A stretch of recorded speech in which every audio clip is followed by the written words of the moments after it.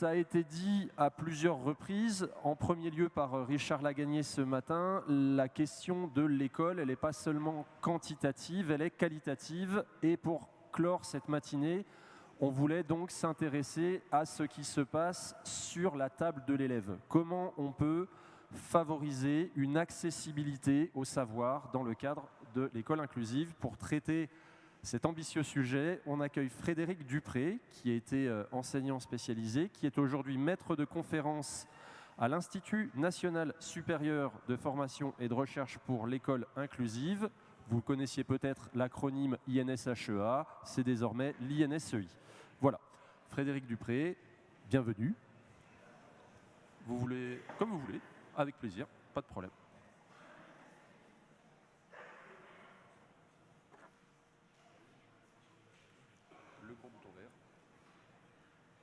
Bonjour à toutes et à tous. J'ai la lourde tâche d'intervenir en fin de matinée quand la tension commence à diminuer, ou surtout après tous les chantiers qui vous auront été annoncés. Mais j'ai la chance par rapport à vous de pouvoir faire le choix de me dégourdir les jambes et de pouvoir rester debout pendant mon intervention. J'interviens avec plaisir dans la région Grand Est et sur Nancy, sur une thématique qui me tient cher à cœur. Je vais celui-ci. Ah, d'accord. Sur une thématique qui me tient à cœur, et lorsque j'ai été sollicité il y a 6 mois par rapport à l'organisation de cette journée, la proposition que j'ai faite aux différents organisateurs, c'était de pouvoir intervenir sur la question des savoirs et de l'accessibilité au savoir. Le recteur Lagagné l'a rappelé, vous l'avez rappelé dans vos propos introductifs, l'enjeu actuel n'est plus forcément quantitatif mais qualitatif, et le regard que je souhaite apporter va être finalement sur ce qui se passe dans des pratiques qu'on pourrait qualifier d'ordinaires lorsqu'on parle d'école inclusive actuellement en France. Mon regard, donc mon champ disciplinaire, c'est les sciences de l'éducation et de la formation, avec une entrée didactique. Donc on pourrait dire, comme M. Marmont l'a rappelé, c'est l'expression que j'aime utiliser, que j'aime bien aller voir les effets des pratiques professionnelles sur ce qui se passe du point de vue de l'élève, sur la table de l'élève. Et j'ai fait le choix ce matin de pouvoir vous proposer un petit peu des illustrations de ce que l'on peut rencontrer dans certaines situations. Avant de débuter, je souhaitais commencer par un témoignage d'élève. En fait, un témoignage qui n'est pas si ancien que ça, 2015, qui avait été publié dans un bulletin de l'INSHEA à l'époque. Le témoignage d'une élève sourde qui, en revenant sur son parcours, nous disait « J'ai été une élève mise en difficulté alors que je ne suis pas une élève en difficulté. Je n'ai pas pu obtenir des résultats en lien avec mes compétences, mais en lien avec le niveau d'accessibilité qui m'a été accordé. J'ai dû me contenter de notes moyennes car j'étais évalué sur le contenu d'un programme dont l'accès m'a été refusé. Et le pire, c'est que quand je m'en plaignais, il m'était répondu que je ne m'en tirais pas si mal que ça. » Je trouve ce témoignage assez fort et il me permet finalement d'introduire mon intervention où je souhaite parler d'accessibilité. Le titre est très réduit quelque part à l'accessibilité au savoir, mais je vous parlerai dans les 50 minutes qui me sont accordées d'accessibilité à l'étude des savoirs. C'est l'idée de voir finalement si on ne rajoute pas des fois des obstacles supplémentaires avant même que les élèves puissent s'engager dans ces enjeux d'apprentissage. Alors le plan un petit peu qui va être le mien va être le suivant. Je souhaitais quand même revenir rapidement sur quelques principes et valeurs lorsqu'on parle d'éducation inclusive, et je distingue bien ces deux notions, éducation inclusive et école inclusive, en tant que dénomination retenue dans notre système éducatif, pour pouvoir à partir de là aussi avoir, et c'est la chance qui est la mienne, c'est de pouvoir avoir ce regard un petit peu de côté sur les choix qui ont été faits en France jusqu'à présent, et on voit bien que c'est des choix qui sont en train d'évoluer et qui après les précédentes interventions, on voit bien qu'il y a des évolutions importantes qui s'annoncent avec des enjeux de partenariat. Par contre, le cœur du propos sera vraiment sur ce troisième point, sur essayer de pouvoir donner des exemples dans 3 situations de scolarisation qui sont relativement, qui couvrent, on va dire, le panel une partie du panel des modalités de scolarisation, l'accompagnement par une ou par un AESH, l'appui par les dispositifs ULIS et la question de l'externalisation des unités d'enseignement. Ces 3 exemples, ils n'ont ni vocation ils n'ont pas vocation à être généralisés, plutôt de réfléchir par rapport à des situations ordinaires que j'ai pu rencontrer dans le cadre de projets de recherche menés depuis une petite dizaine d'années, et de pouvoir les avoir en tête pour réfléchir à cette question d'accessibilité à l'étude des savoirs. Alors, tout d'abord, si on est réunis aujourd'hui sur cette question d'une école pleinement inclusive, ce qui me semblait important de rappeler, c'est que c'est une question qui n'est pas si récente que ça. Et si l'on s'intéresse finalement à des textes internationaux, on peut remonter déjà 30 ans en arrière pour trouver des textes à l'échelle internationale qui parlent d'une école pour tous. Je pense à la déclaration de Salamanque, par exemple. Pourquoi, pour moi, c'est important de poser ces points de départ et ces balises internationales? Tout simplement pour se rendre compte que lorsque l'on parle d'école inclusive, et ça a été rappelé brièvement ce matin par Sébastien Mounier lorsqu'il a présenté le périmètre du bureau de l'école inclusive en France, on ne parle pas uniquement d'élèves reconnus institutionnellement handicapés, on parle de tous les élèves qui, à un moment ou à un autre, peuvent se retrouver face à des risques d'exclusion. Des textes à l'échelon international, des textes à l'échelon européen, où si vous êtes curieux d'aller voir un petit peu ce que l'on trouve dans ces guides, on peut se rendre compte qu'en fonction des pays d'Europe, lorsqu'on parle d'école inclusive, les préoccupations ne sont pas les mêmes entre les pays. Et donc, dès 1994, on trouvait dans la déclaration de Salamanque cette question de définition, entre guillemets, de quels sont les élèves ciblés par cette école pour tous, et cette définition comme quoi l'école devrait accueillir tous les enfants, quelles que soient leurs caractéristiques particulières d'ordre physique, intellectuel, social, affectif, linguistique ou autre. Elle devrait recevoir aussi bien les enfants handicapés que les surdoués, les enfants des rues que ceux qui travaillent, les enfants des populations isolées ou nomades, ceux des minorités linguistiques, ethniques ou culturelles, ainsi que les enfants d'autres groupes défavorisés ou marginalisés. Donc ça me semble important, même si forcément la journée est encore organisée également avec l'Agence régionale de santé.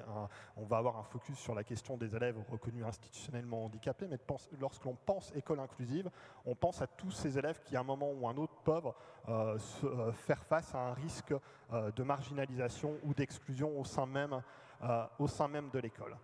Ce qui me semblait important de rappeler en guise de point de départ également, c'est que ces textes internationaux, et j'en cite un autre ici, c'est la Convention relative aux droits des personnes handicapées qui a été ratifiée en 2010 pour la France, c'est des textes qui engagent l'État français. C'est-à-dire qu'ils ont une valeur dans le droit français supérieure au bloc législatif. Lorsque la France s'engage sur ces conventions, elle doit faire évoluer son système législatif pour répondre à ces engagements. La manière dont j'ai vécu cette première partie de matinée avec des annonces sur des évolutions en termes de politique publique, de mon point de vue, je les comprends comme des évolutions qui visent aussi à répondre à des engagements qui ont été pris sur la scène internationale, et en particulier lorsque l'on parle de handicap, sur cette convention relative aux droits des personnes handicapées. Vous avez peut-être pu lire ces dernières années dans la presse que lorsque la France s'engage dans ces conventions, elle est également observée et évaluée par l'ONU et qui va émettre des rapports et des avis sur les politiques publiques qui sont déployées. Très rapidement, pourquoi je voulais commencer par ce point de départ-là, c'est que cette question d'accessibilité qui figure dans le titre de mon intervention, elle ne vient pas de nulle part. Dans cette convention relative aux droits des personnes handicapées, on a bien l'apparition de cette notion d'accessibilité, mais d'une accessibilité qui n'est pas uniquement matérielle, qui ne concerne pas uniquement le bâti, les établissements publics. On parle bien au petit b de cet article 9 d'accessibilité aux services d'information, de communication, aux autres services. Donc, si l'on s'intéresse à l'école, pour moi, ce n'est pas uniquement une accessibilité au bâti scolaire, mais bien une accessibilité aux savoirs scolaires qui font partie d'un bien commun. Pour répondre à ces enjeux d'accessibilité, cette convention, elle s'attache également à la question de l'éducation, dans son article 24, avec l'idée d'avoir une éducation qui soit inclusive, donc de permettre l'accès à un enseignement primaire qui se base sur l'égalité des droits et qui soit de qualité et gratuit. Donc cette notion de qualité, elle va être importante pour moi lorsque je vais aller regarder ce qui se passe dans les classes, pour voir si finalement ces enjeux d'accessibilité et de qualité de l'enseignement est bel et bien au rendez-vous, ou si au contraire on observe à certains moments une certaine complexification des mesures mises en œuvre qui pourraient peut-être ajouter des obstacles supplémentaires. J'avais noté quelques points également dans les discours introductifs. Le recteur Lagagné parlait de ne pas être là uniquement pour satisfaire. Ça va être un petit peu mon rôle aussi de pouvoir montrer des réalités ordinaires sans vouloir les généraliser, mais pour les avoir en tête. Alors, le point commun de ces textes internationaux, c'est d'avoir quand même, depuis 30 ans, lorsqu'on parle d'éducation inclusive, des principes qui visent à lever les obstacles, qui pourraient limiter la participation sociale, qui mettent en garde face au risque d'exclusion. Et le risque d'exclusion, pour moi, ce n'est pas uniquement une exclusion des murs de l'école, c'est aussi de pouvoir garantir aux élèves une place d'élève dans l'établissement ou même dans la classe. Il ne suffit pas de rentrer au sein de la classe pour ne pas se retrouver en situation d'exclusion au sein même de la classe, et donc d'assurer de manière pleine et entière l'accessibilité, la participation, l'assiduité. Donc cette notion d'accessibilité, ça va être, vous l'avez compris, un petit peu le fil conducteur de mon intervention. Cette notion d'accessibilité, elle apparaît dans la Convention internationale des droits des personnes handicapées, mais du point de vue de la recherche, c'est également une notion, un concept qui a été décliné. On a Patrick Fouguerelas au Québec qui parle d'accessibilité universelle. Ça dépasse largement le cadre de l'école avec l'idée de concevoir des environnements communs pour tous, tout en offrant le plus d'alternatives à des gens différents d'atteindre des objectifs de participation sociale similaires. On a des collègues à l'INSHEA, il y a maintenant en 2008 déjà, qui avaient défini l'accessibilité pédagogique en tant que geste professionnel des enseignants pour limiter les situations ou pour réduire les situations de handicap. Et dans l'ancrage théorique qui est le mien, en didactique, où on a cette notion d'accessibilité didactique.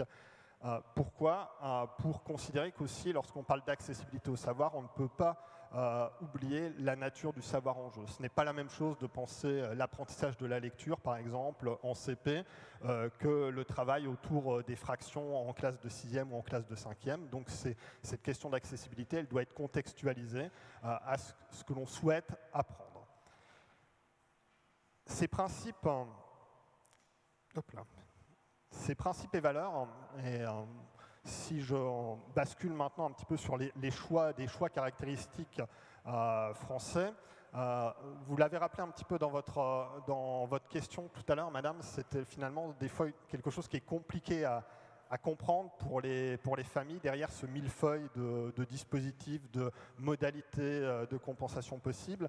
J'avais listé ici, mais la liste n'est pas forcément complète, les textes réglementaires qui évoquent la question de l'école inclusive et qui ne sont pas limités à la scolarisation des élèves reconnus handicapés. Je pense aux enseignements adaptés, aux UPE2A également, aux dispositifs relais, à internat tremplin pour des élèves décrocheurs. Par contre, c'est vrai qu'on a quand même un focus lorsqu'on parle d'école inclusive, comme dans ce livret de 2021, de parler du handicap, de parler de l'accompagnement humain et de parler des dispositifs qualifiés d'inclusifs. Ce qui m'intéresse en tant que chercheur, c'est que finalement d'identifier deux points communs entre ces différentes mesures, ces différents dispositifs pour soutenir l'école inclusive. C'est que du point de vue des élèves, on va avoir des dispositifs qui amènent les élèves à fréquenter au fil de la journée ou au fil de la semaine 2 lieux différents, d'alterner entre le lieu ordinaire et le lieu spécialisé. Je pense aux dispositifs Ulysse, aux unités externalisées, au SECPA également, avec l'organisation qui est bien définie dans la dernière circulaire pour l'année de préorientation en 6e. La deuxième caractéristique, c'est que l'on va, et on s'en rend bien compte dans l'organisation même de cette journée et même dans la manière dont les interventions précédentes se sont déroulées, avoir deux professionnels qui vont exercer dans le même espace et deux professionnels qui ne sont pas forcément issus du même monde professionnel. Et c'était quelque part beau à voir sur vos précédentes interventions, d'illustrer aussi dans des niveaux de pilotage finalement ces interventions à deux voix. Donc la question que je me pose, c'est que finalement, lorsque l'on prend d'un point de vue quantitatif ces modalités de scolarisation, on pourrait dire que sur les élèves scolarisés, reconnus institutionnellement handicapés et scolarisés en milieu ordinaire, c'est plus d'1 sur 2 qui l'est avec l'appui d'une ou d'un AESH, 1 sur 4 environ avec l'appui d'un dispositif Ulysse. Et si l'on... moi aussi, j'ai fait l'effort d'aller à la fois chercher dans les statistiques du ministère de l'Éducation nationale et du ministère de la Santé. Si l'on regarde le déploiement des unités d'enseignement externalisées, sur les 80 000 élèves, ça varie de 1 à 27%, 1% dans le champ du polyhandicap, d'élèves dans le champ du polyhandicap qui peuvent fréquenter une UE externalisée, 27% du côté de troubles sensoriels. Les questions que je me pose, ça va être de savoir finalement si ces organisations, deux professionnels dans le même espace ou l'alternance entre le lieu ordinaire et le lieu spécialisé, est-ce que ces organisations finalement, elles permettent de favoriser cette accessibilité à l'étude des savoirs? Est-ce qu'elles permettent aux élèves qui en bénéficient, comme tous les autres, de s'engager dans l'étude des savoirs? Alors c'est à partir de là où il va y avoir un petit peu plus d'illustration et de situations concrètes.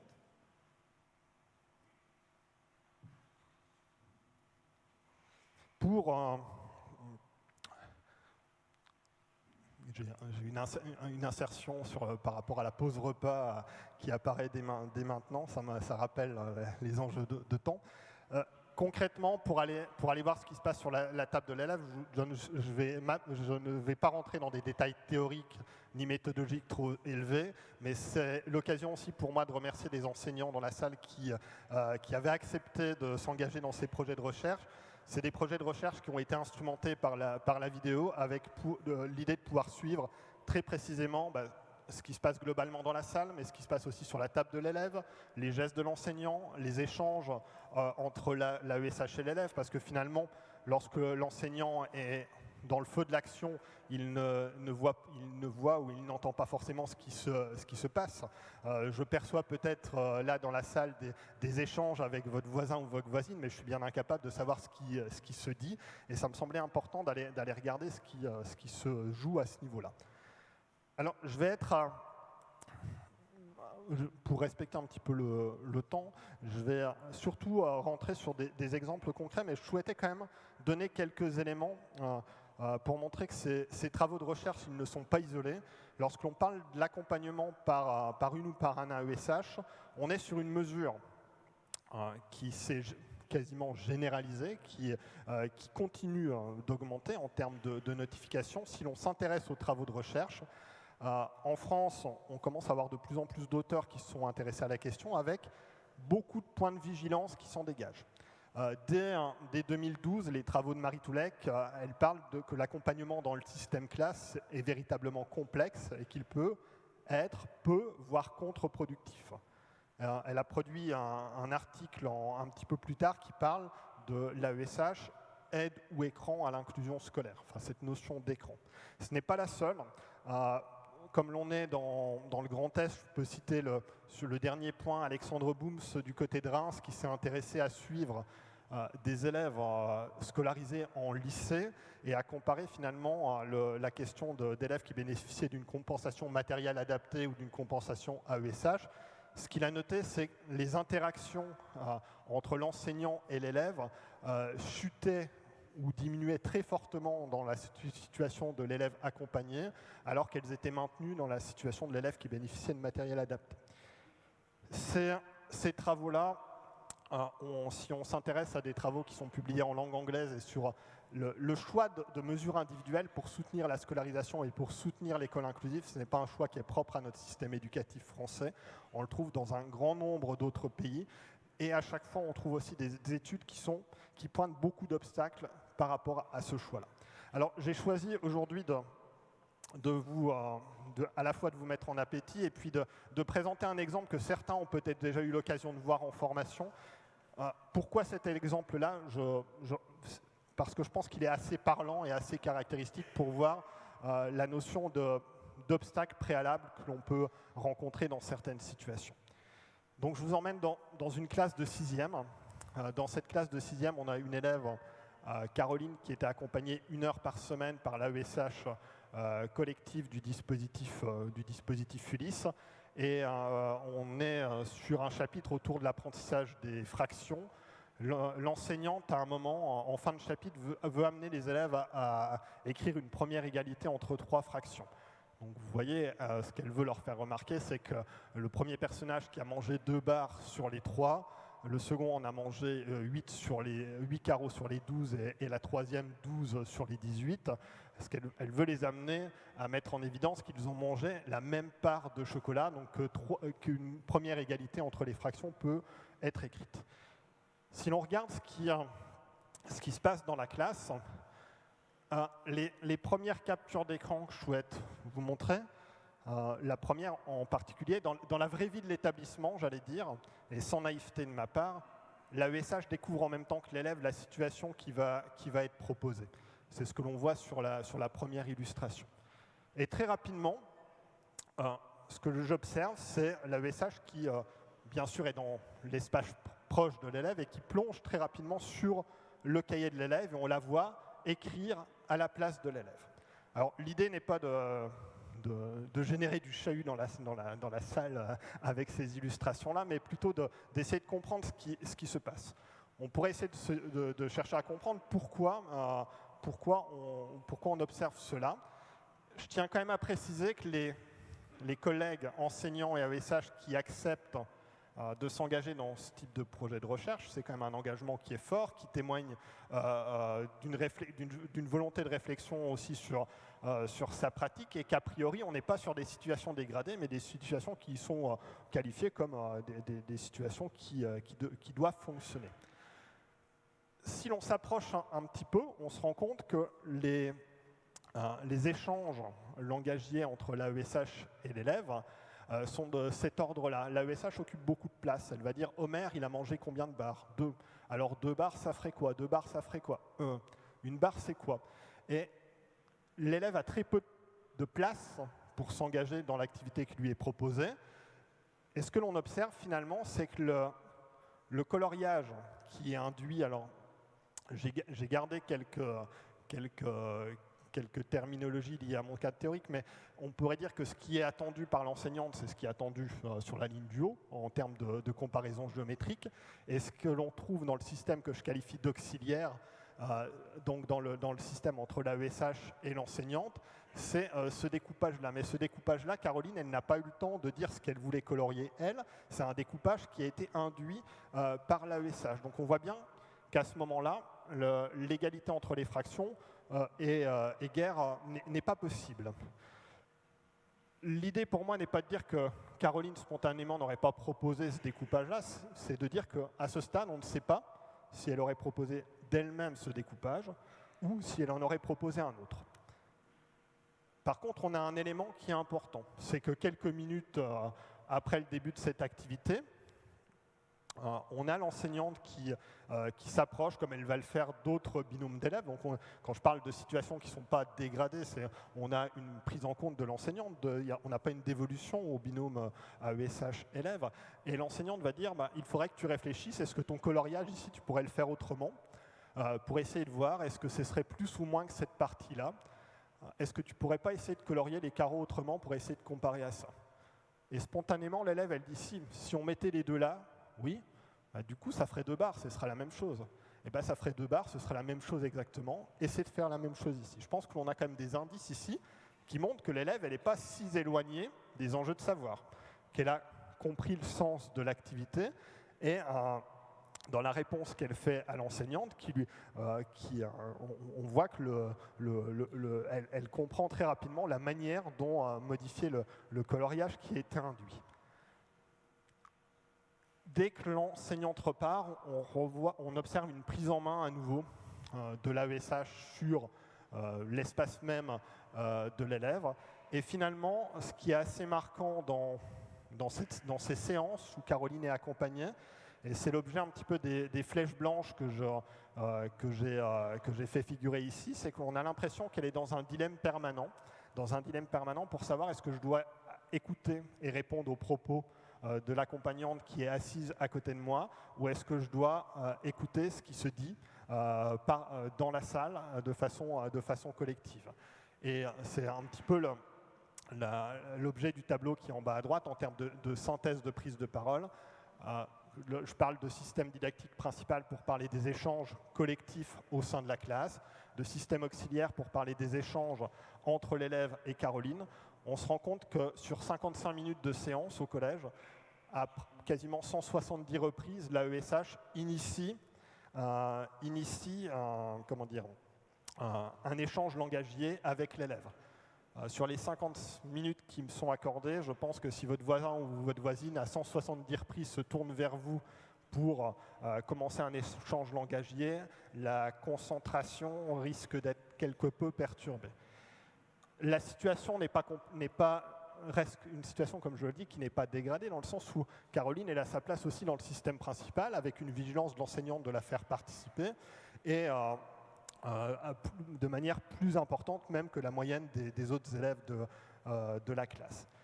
Alors, ce premier exemple, pour illustrer finalement que dans ces situations d'accompagnement par un ou par une AESH qui représente quand même un choix majoritaire pour soutenir la scolarisation des élèves reconnus handicapés, on se rend compte, en tout cas dans cet exemple, il nous permet de prendre conscience, pour Caroline, ça semble être une source de dilemme continue à ce niveau-là. On observe aussi que le positionnement même de l'AESH, ici, limite ou empêche la participation. Si l'enseignante n'était pas intervenue pour lui dire qu'est-ce que tu pourrais faire maintenant, on peut penser que l'on s'orientait vers finalement une situation d'exclusion à l'intérieur même de la classe. Parce que lorsque l'on regarde précisément ce moment de la séance, on se rend bien compte que l'AESH dit voilà, on a colorié, mais qu'est-ce que l'on peut en faire maintenant de ce coloriage? On ne sait pas. Ce qui semble important, c'est de se rendre compte que mon propos n'est pas d'accabler l'AESH, c'est plutôt de se rendre compte de la complexité de ce travail conjoint avec 2 professionnels qui ne sont pas sur une horizontalité en termes des missions et de leur formation. C'est l'importance finalement d'avoir une connaissance de ce qui se joue du point de vue du savoir qui est en jeu. J'ai tendance à dire que si tout à l'heure on m'envoie dans une classe, je ne sais pas, dans une matière que je ne maîtrise pas du tout, par exemple, pour apporter de l'aide à un élève en latin, si on ne m'a pas dit très clairement quel geste on attendait de moi, peut-être que le meilleur moyen pour ne pas faire de bêtises, ça va être de me taire ou de prendre de la distance, si je peux le dire de façon un petit peu caricaturale. Ce qui me semble intéressant aussi dans cet exemple, c'est de montrer que l'élève, on a quand même, et alors je vous montre un court moment, mais à l'échelle de cette séquence, on se rend compte d'une élève qui n'est pas éloignée des enjeux de savoir mathématique à ce moment-là. je ne veux pas dire qu'elle n'aura jamais besoin d'accompagnement, mais on se rend bien compte que finalement l'accompagnement il est posé de façon un petit peu générale, en considérant la matière, qui est sûrement difficile, mais sans considérer les besoins de l'élève d'un point de vue situé, c'est-à-dire à un moment donné par rapport à un objet d'étude. Peut-être que les besoins de Caroline dans cette matière ne seront pas les mêmes lorsqu'elle va travailler sur ces questions de nombre que lorsqu'elle va travailler sur des chapitres de géométrie, par exemple. Et peut-être que dans ces chapitres-là, le besoin d'accompagnement pourrait être plus important. C'est l'idée de besoin situé. Et finalement, je lisais dans les mesures CNH cette augmentation de temps de coordination.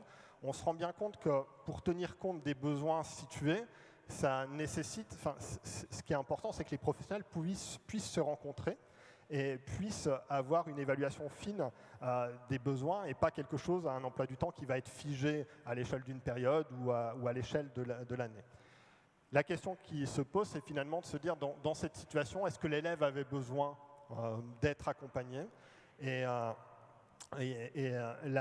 lorsque l'enseignante revoit a posteriori les films, c'est le choix qui va se dégager, c'est de dire on a peut-être pensé l'accompagnement sur des représentations que l'on avait liées à la difficulté de la matière, liées à un diagnostic, mais sans penser à des besoins vraiment spécifiques à l'élève, mais des choses plus générales qui en fait que l'on ne retrouve pas lorsqu'on peut observer finement l'élève. Alors, je vous ai dit que je voulais ne pas généraliser à travers mes exemples, mais c'est pour montrer que finalement, dans ces choix-là, on peut trouver des obstacles à l'accessibilité à l'étude. C'est-à-dire qu'on rajoute quelque part des embûches avant même que l'élève puisse s'engager dans l'étude dans l'étude de ce qui est en jeu. Je souhaitais vous parler également d'exemples autour des dispositifs Ulysse. Je vous ai dit, c'est à peu près un élève sur 4 scolarisé reconnu handicapé et scolarisé en milieu ordinaire qui en bénéficie. Là encore, on a eu un déploiement de dispositifs depuis les années 2000 ou une transformation dans le premier degré, sans forcément qu'il y ait beaucoup de travaux de recherche qui se soient intéressés à évaluer les effets du point de vue de l'accessibilité. Et le terme même de dispositif est revenu à plusieurs reprises dans vos propos par rapport à toutes les évolutions qui se dégagent, mais je pense que le terme même de dispositif est compliqué à définir et à bien à se représenter ce que pourrait ou ce que doit être un dispositif.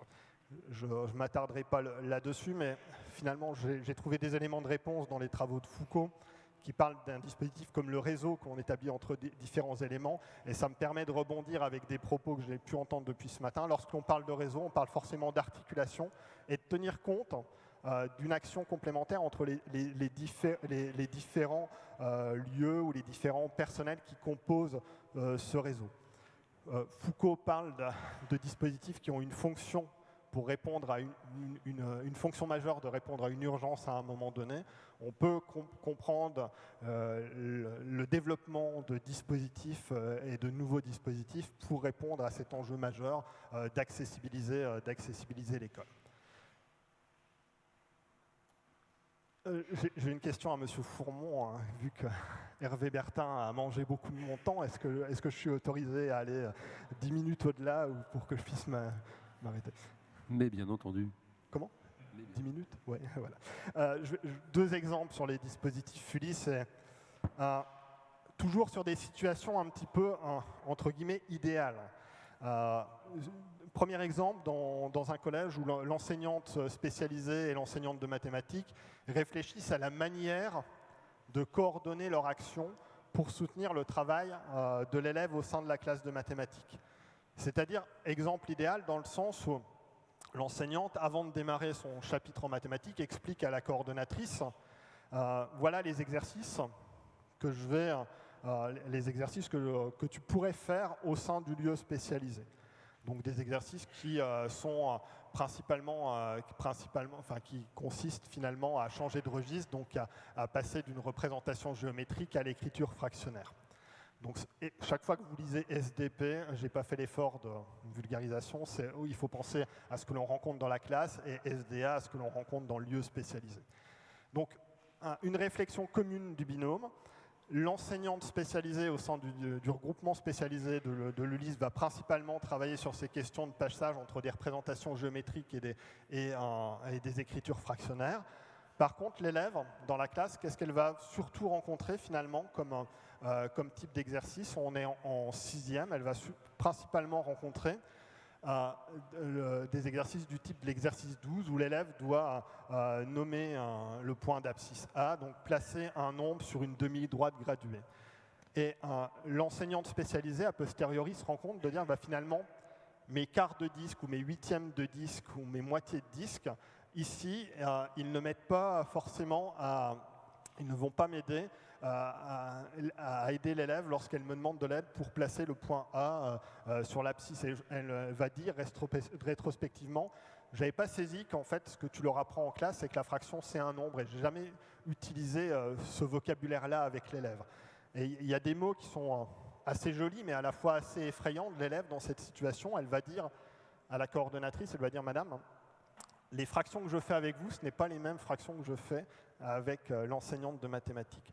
Donc on voit bien que l'élève a compris que finalement, dans la perception qu'elle a, c'est deux choses qui sont détachées, alors que la volonté des enseignantes était quand même de travailler en lien et en articulation.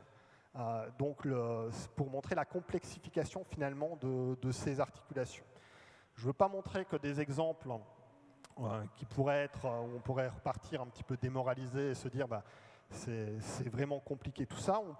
J'ai pu rencontrer aussi des exemples qui montrent bien cette articulation. Dans cette situation, toujours, donc, ce qui m'intéresse, j'ai mon entrée en mathématiques bien sûr, un enseignant de mathématiques de 5e qui va dire à sa collègue coordonnatrice, voilà, je veux travailler sur cette tâche complexe, donc une mise en relation de différentes informations pour travailler sur de la proportionnalité sur des échelles. Est-ce que tu penses que ça va être accessible pour tes élèves ? Et qu'est-ce que tu pourrais faire pour faciliter l'accessibilisation de cette tâche? Là, très concrètement, on a un choix qui va être fait par l'enseignante spécialisée de pouvoir travailler en amont de la rencontre du problème, de pouvoir travailler en amont, non pas pour travailler sur le support qui va être rencontré dans la classe, mais pour travailler sur des tâches proches, c'est-à-dire travailler sur des mesures de distance, sur une carte, de travailler à partir d'échelles fractionnaires, des techniques qui vont être nécessaires ensuite lorsque les élèves vont rentrer dans la classe. Donc là, on a un travail d'anticipation en amont, mais qui est permis aussi parce qu'il y a une commande concrète au sein du binôme, l'enseignant de mathématiques qui dit voilà les notions sur lesquelles je voudrais que tu travailles. Un effet un petit peu complémentaire également, c'est que le deuxième choix, c'est que c'est un binôme qui a choisi de co-enseigner. Donc l'enseignante a une bonne connaissance des attentes de son collègue et sait très bien là où il en est au niveau du chapitre. Et lorsqu'il lui passe cette commande de dire qu'est-ce que tu pourrais me proposer pour accessibiliser la tâche, sa réponse, c'est aussi de dire la question que tu me poses, c'est pour les 3 élèves qui bénéficient du dispositif Ulysse, mais dans la classe, je pense que tu as d'autres élèves qui vont se retrouver en difficulté. Et pour lesquels on doit prévoir des aides en situation. Donc dans ce deuxième exemple, on voit bien que lorsque des articulations sont pensées au sein du binôme enseignant spécialisé au sein enseignant ordinaire, on pourra avoir des effets sur l'accessibilisation à l'étude de ces savoirs. Donc pour moi, parler de dispositif inclusif, on aura un dispositif qui est effectif à partir du moment où il y a une articulation entre les différents lieux fréquentés par l'élève. Et on verra dans le dernier exemple que c'est des questions qui sont transposables à d'autres niveaux. C'est des questions qui sont similaires lorsque l'on parlait de la difficulté scolaire au primaire et des réseaux d'aide, par exemple. C'est des questions qui sont transposables lorsque l'on va parler d'externalisation des unités d'enseignement. Je ne sais plus qui parlait de l'importance de savoir ce qui se joue dans l'autre lieu. Et cette connaissance, c'est un point de départ pour aller vers cette articulation. Lorsque cette articulation elle est possible, et en particulier dans le deuxième exemple, ce que je tiens à souligner, c'est que c'est les choix qui sont possibles de venir travailler en amont, de travailler en co-enseignement. Bien sûr que c'est des choix du binôme enseignant, mais c'est aussi des choix qui sont soutenus par une direction d'établissement, Et c'est des choix qui sont aussi permis par le cadre réglementaire de ces dispositifs qui le permet. Il faut pour moi que les différentes strates créent les conditions favorables à ces articulations. Je vais terminer, comme j'avais prévu quand même de passer sur 3 exemples, et la représentation dans la salle du secteur médico-social rend nécessaire ce passage aussi sur ce 3e exemple, sur la question des unités d'enseignement externalisées. Avec peut-être moins de résultats dans le sens où c'est un projet qui est en cours, où l'on a été sollicité à l'INSEI il y a 2 ans par un établissement qui scolarise à Paris des élèves aveugles et malvoyants. Jusqu'à présent et historiquement, la scolarisation se faisait uniquement dans les murs de l'établissement. Et la question de l'établissement, c'est de nous dire, est-ce que vous pouvez nous accompagner? On va pour la première fois aller dans une école primaire et on aimerait être accompagné du point de vue de la recherche pour voir comment on peut réussir, entre guillemets, cette externalisation. La question qui est revenue assez rapidement, c'est cette question de la participation sociale des élèves. Externaliser l'unité d'enseignement pour favoriser la participation sociale des élèves. C'est le seul détour un petit peu théorique que je vais faire, mais tout à l'heure, lorsque je parlais d'accessibilité universelle, je me référais aux travaux de Patrick Fouguerolas. Il a produit également depuis de nombreuses années un modèle qu'il nomme modèle de production du handicap, pour dire que finalement, la situation de handicap, et vous avez entendu que ce n'est pas un mot que j'utilise pour parler d'une catégorie d'élèves, que la situation de handicap, elle résulte finalement des interactions entre des facteurs personnels, des facteurs environnementaux et des habitudes de vie, et que finalement, on va retrouver à l'opposé de la situation de handicap, la participation sociale. Donc la question de cette unité d'enseignement, on la regarde du point de vue de la participation sociale, mais si l'on va relire un petit peu les textes de Fouguerolas, lorsqu'il parle de participation sociale, il parle de réalisation d'habitudes de vie. Donc pour nous, la réalisation d'habitudes de vie d'un élève au sein de l'école, bien sûr, c'est d'avoir des moments d'échange avec ses pairs, mais c'est aussi de pouvoir rentrer dans les savoirs qui font partie d'un bien commun, et c'est aussi pouvoir mener des projets partagés à certains moments.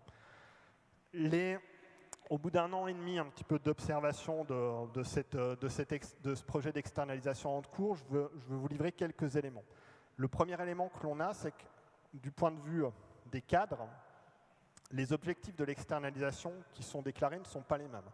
La directrice de l'établissement médico-social nous dit, voilà, c'est les évolutions de la société et mon financeur me demande d'externaliser. L'inspectrice ASH pose le fait que externaliser, c'est pourtant vers des pratiques inclusives, vers des élèves qui vont devoir aller être présents avec leurs pairs au sein des classes. L'inspectrice de circonscription, lorsqu'elle présente le projet d'externalisation à son équipe, dit « Ne vous en faites pas, vous ne les aurez pas dans vos classes ». Donc on voit déjà bien le hiatus entre des objectifs qui sont au niveau encadrement, qui ne sont pas formalisés de la même manière. Donc pour moi, c'est des choses qui sont importantes aussi pour aussi comprendre les difficultés que l'on peut rencontrer ensuite sur le terrain.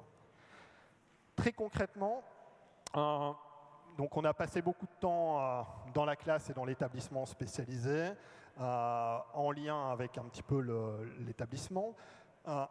Ce qui ressort en termes de premiers résultats, c'est que les acteurs de terrain, c'est un projet qui est partagé. On ne va pas trouver dans les entretiens menés aussi bien à l'école qu'au sein de l'établissement un refus de cet examen. Voilà, il y a vraiment un enthousiasme qui est présent dès le début du projet. Par contre, on est quand même sur une vision intégrative qui prédomine à différents niveaux. Déjà, au sein de cet établissement, les élèves qui peuvent bénéficier de l'UE externalisé vont déjà devoir se montrer capables de rejoindre l'école. Donc il y a déjà cet aspect qu'on pourrait renvoyer à la notion d'intégration qui est présente à ce niveau-là. Plusieurs pistes émergent assez rapidement pour dire finalement, il y a des moments dans une école primaire qui seraient assez favorables à des temps communs, c'est les temps de rituel le matin, lorsque les élèves arrivent à 8h30. Mais on observe très vite des obstacles qui peuvent être interprétés à différents niveaux, mais concrètement, les élèves de cette unité d'enseignement, ils arrivent à 9h15 par rapport à des contraintes de transport. La directrice de l'établissement va dire j'externalise, mais je n'ai pas de moyens supplémentaires pour organiser des transports. On pourrait penser aussi par rapport au périmètre géographique des notifications. Mais toujours est-il que c'est une réalité. C'est-à-dire que les premières pistes qui étaient envisagées pour avoir des moments communs semblent très compliquées à se dégager. Donc lorsqu'on parle d'externalisation, la réalité scolaire de ces élèves, c'est des élèves qui arrivent à 9h15 dans l'école, qui à 11h10 se dirigent vers la cantine pour manger avant les autres élèves. Donc on se rend compte que finalement, le temps scolaire, le temps d'apprentissage, il est extrêmement réduit, mais il n'est pas extrêmement réduit par rapport à des besoins effectifs des élèves, mais par rapport à des contraintes qui pèsent sur l'organisation de ces systèmes. Alors, ce qui est assez marquant, et je prends 5 minutes après pour conclure, comme ça j'aurais respecté mon engagement. Ce qui est assez marquant, c'est quand même que le fractionnement de l'emploi du temps des élèves, lorsqu'on passe du temps à l'intérieur de ces unités externalisées, il est quand même assez important. Fractionnement de l'emploi du temps en termes de personnel avec lesquels ils travaillent, à l'école, au sein de l'établissement spécialisé, et la mise en cohérence des actions, elle est loin d'être simple et elle est loin d'être évidente. Il y a aujourd'hui des pistes qui émergent de temps partagé au sein des classes, mais des pistes qui restent extrêmement limitées. Par contre, nous, ce qui nous marque en tant que chercheurs, dès les premiers jours au sein de cette unité d'enseignement, on est avec des élèves aveugles, malvoyants, bien sûr, qui ont besoin d'un soutien, d'un outillage technique, mais en termes de savoir en jeu qui ne sont pas du tout éloignés de ce qui se passe dans la classe à gauche du couloir ou à droite du couloir ou à l'étage supérieur. Mais pour le moment, on a plutôt l'impression que la complexification de l'organisation maintient ou augmente des écarts pour rejoindre le milieu ordinaire.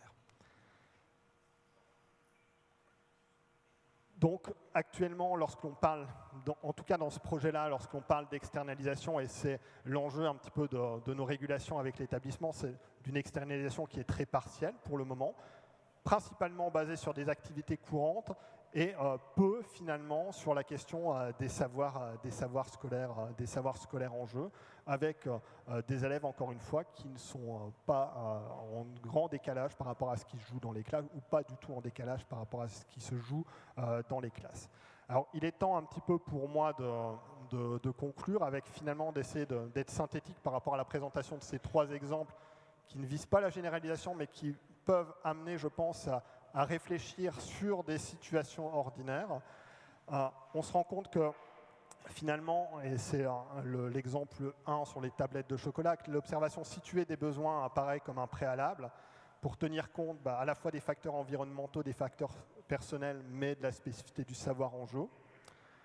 Le deuxième enjeu pour moi, c'est que et c'est assez facile de le dire dans ma position, mais c'est beaucoup plus compliqué pour vous sur le terrain, c'est qu'il ne s'agit pas uniquement de créer des nouveaux dispositifs ou d'assurer l'effectivité des compensations, mais c'est de soutenir les conditions qui permettent des pratiques professionnelles conjointes qui prennent en compte la spécificité du savoir en jeu.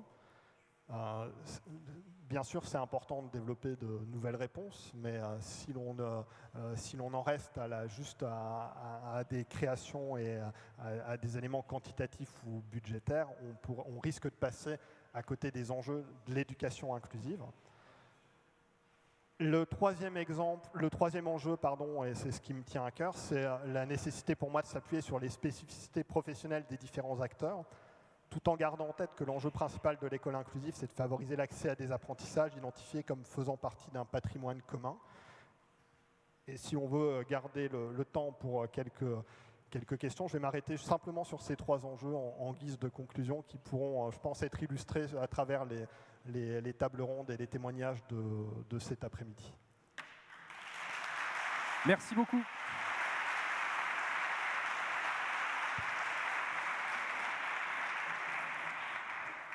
Merci beaucoup. Voilà, voir ce qu'il se passe sur la table de l'élève, pari tenu, et merci également pour votre respect du temps. On prend effectivement le temps de quelques questions. Y en a-t-il? Oui, un bras là-haut. Avant que votre question ne se pose, une précision que j'ai oublié de faire depuis ce matin, et j'ai vu pas mal de personnes prendre des photos de ce qu'il y a à l'écran. Alors bien sûr, vous êtes libre de le faire. Simplement, si la photo est ratée, vous aurez une séance de rattrapage sur les sites respectifs du CREAI, de l'ARS et de l'EN, puisque tous les diaporamas qui vous sont diffusés à l'écran vous seront accessibles. Si vous avez des collègues qui souhaitaient s'inscrire et qui n'ont pas pu le faire, faute de place, vous avez vu qu'il y a 2 petites caméras en bas. La journée fait l'objet d'une captation vidéo. Les séquences, toutes, de la journée seront également accessibles en ligne. Voilà. Je vous donne la parole, monsieur. Merci. Pierre Druard, ingénieur social à l'EMAS 52. Alors, même si... Je suis désolé, avec le brouhaha, on vous entend mal. Est-ce que vous pouvez recommencer? Merci. Pierre Druard, ingénieur social à l'EMAS 52. Par rapport à votre premier exemple, même en prenant en compte effectivement qu'il ne vise pas à la généralisation, je m'interrogeais, on en a brièvement échangé avec les collègues parce que ça nous parle énormément. Il est parlant sur ce cas précis-là, mais on est d'accord d'une part qu'il y a de moins en moins d'AESH individuels, donc ça change aussi les cas de figure. En tout cas, nous, sur notre département, il y en a de moins en moins, je pense que ce n'est pas un cas isolé. Et aussi le facteur formation de l'AESH, posture, compétences est aussi important. Il peut changer la donne parce qu'il y a énormément de situations où on pouvait rencontrer des AESH qui étaient en capacité de ne pas tomber dans les, entre guillemets, les pièges de la situation que vous avez présentée. Oui, alors, pour moi, en fait, le questionnement, il n'est pas juste simplement, c'est pas simplement un questionnement AESH enseignant, c'est le questionnement du travail conjoint à 2 professionnels dans la classe. Ça va bien sûr être spécifique. Il y a la question de la formation. On pourrait dire qu'il suffit de formation. Je ne veux pas dire que la formation, bien sûr que la formation elle est utile, mais il ne suffit pas de formation. Si je fais le parallèle avec ce que l'on rencontre au Québec, on parle de techniciens en éducation spécialisée, avec une formation d'un équivalent BTS en France. Par contre, les travaux qui s'intéressent au travail TES enseignant pointent les mêmes risques et les mêmes difficultés. Parce que dans la formation, ce qui va être important, c'est comment on permet, enfin, c'est même pas dans la formation, c'est comment dans le quotidien on permet aux binômes de travailler ensemble. Et ces risques-là, ces risques d'exclusion, j'ai choisi un exemple là, mais ce qui est un petit peu effrayant dans mon corpus de données, c'est que jusqu'à présent, je n'arrive pas à trouver un exemple contraire que je pourrais présenter aussi. Par contre, lorsque j'étudie des situations de co-enseignement, bien sûr, on va trouver dans des situations de co-enseignement des éléments beaucoup plus favorables à l'accessibilité, mais on peut aussi avoir ce glissement vers des obstacles qui se rajoutent également.